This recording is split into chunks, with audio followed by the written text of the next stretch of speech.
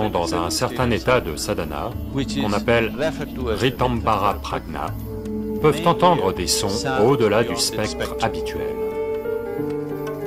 Le Pranamaya Kosha est composé de 72 000 nadis. Les 108 centres d'énergie actifs dans le corps sont les chakras du corps. Cette dimension, consistant à permettre au système humain d'évoluer vers sa possibilité ultime en utilisant ces 108 sons, est appelée Nada Yoga.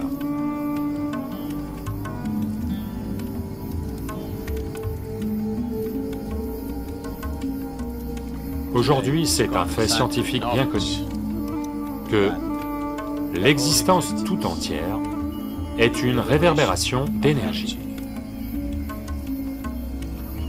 Ou, en d'autres termes, l'existence tout entière oscille entre un état d'existence physique et un état de vibration.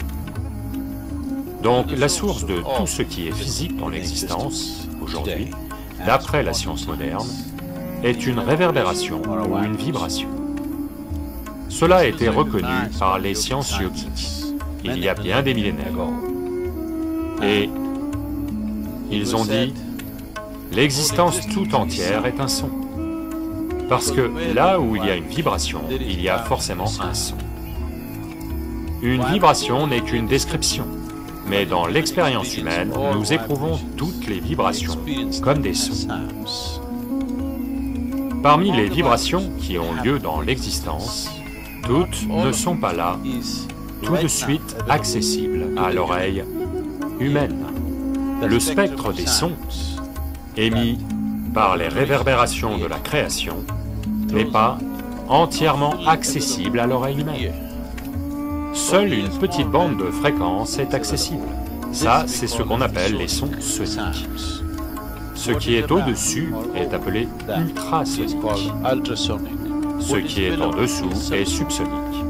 Les sons subsoniques et ultrasoniques ne sont pas accessibles à l'oreille humaine, à moins que l'être humain ne s'efforce et ait la sadhana nécessaire pour aller au-delà de ses limitations, à une petite bande de fréquence.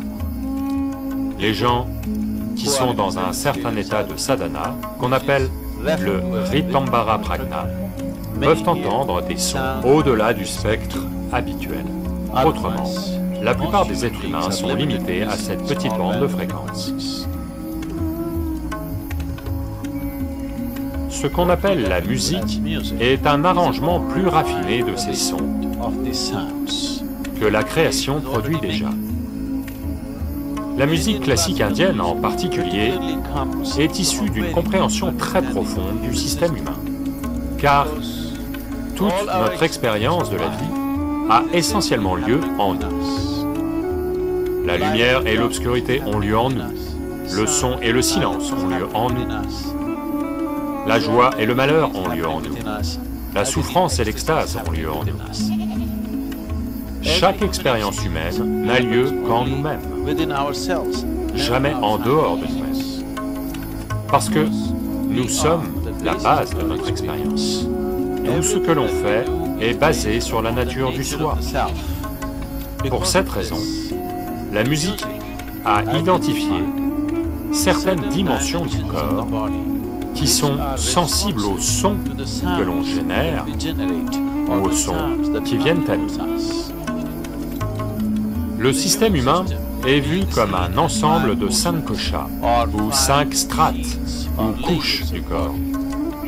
L'Annamaya Kosha, le Manomaya Kosha, le Pranamaya Kosha, le Vijnanamaya Kosha et le Anandamaya Kosha. Parmi ces 5, le Pranamaya Kosha est le plus important.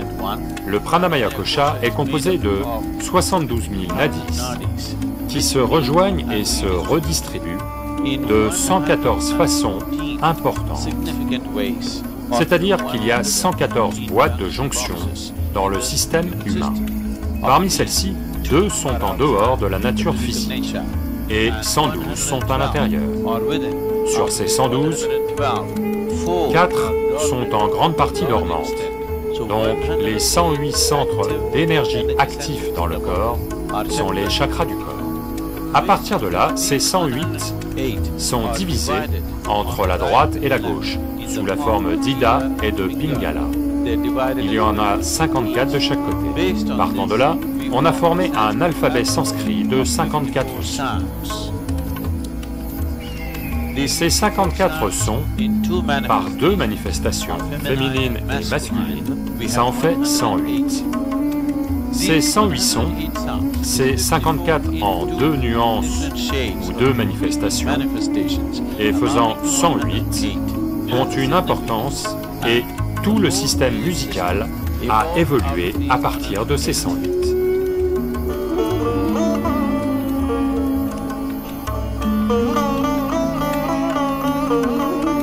Donc la musique classique indienne consiste essentiellement à toucher ces 108 ou à activer ces 108 chakras ou points dans le corps, ce qui fera naturellement évoluer l'être humain vers un plus haut niveau de conscience. Donc la musique n'a jamais été juste une forme de divertissement. Elle est un moyen de transformer un être humain individuel en une entité universelle. Donc cette dimension consistant à activer le système humain, cette dimension consistant à permettre au système humain d'évoluer vers sa possibilité ultime en utilisant ces 108 sons, est appelée Nada Yoga. Donc la musique classique indienne est une évolution de ce processus fondamental du Nada Yoga.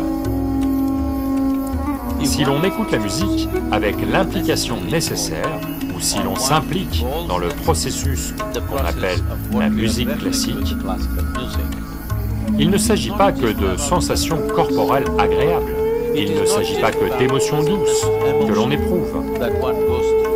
C'est un chemin, c'est une méthode pour sortir des cycles compulsifs de la vie et transcender ces cycles pour atteindre un processus ultime de liberté et de libération. La musique classique est une façon très raffinée et merveilleuse de plonger en soi-même. C'est l'une des façons les plus merveilleuses permettant de transcender ses propres limites et de parvenir à une possibilité ultime. Il y a de nombreuses façons d'y arriver, mais c'est une façon merveilleuse et magnifique de le faire.